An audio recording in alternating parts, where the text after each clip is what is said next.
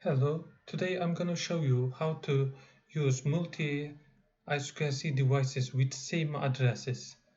As you can see in picture, I'm using MCP module to get different voltage outputs. For this DAC module, just can get two different addresses. If you pull down these connections, it will give you addresses of 60, and if you pull up this section it gives you 61. In my application I am using 4 different DAC modules with same two addresses. To use them with same addresses we are using another module, I2C multiplexer named TCA.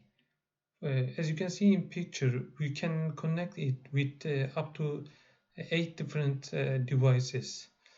And in the picture, A1, A2, and A0 pins for these device addresses. For my application, I am using default addresses 70 because I don't need another TCA module for my application.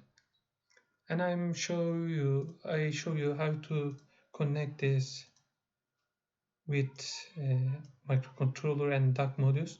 As you can see here, we just need to connect to microcontroller these 2 pins, clock and data, to I2C multiplexer, and other output pins, I2C output pins are connected to DAC modules.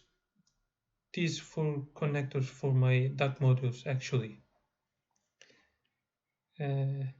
For software part, we need to learn which port is connected to which addresses.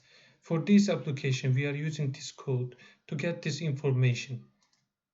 I'm going to show you this code in the below section. You can see all the code, find all the code in the below section. I am uploading now.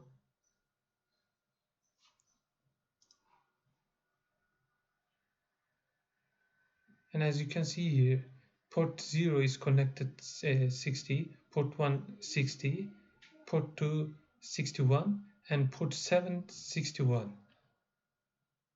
Note down these connections for your application, of course. And I am closing this and using another code for my application. I need to get 4 different different voltages for my application. That's why I am defining 4 different MCP module variable here, and setting the TCA module settings here. As you can see, default address is 70, and transmission here. For my application, I am using this pin, but it's not important. TCA module started here in the setup section, 0, 60, 1, 60, 2, 61, and 7, 61. You can connect up to 8 different devices here according to your application, and I am giving them these values.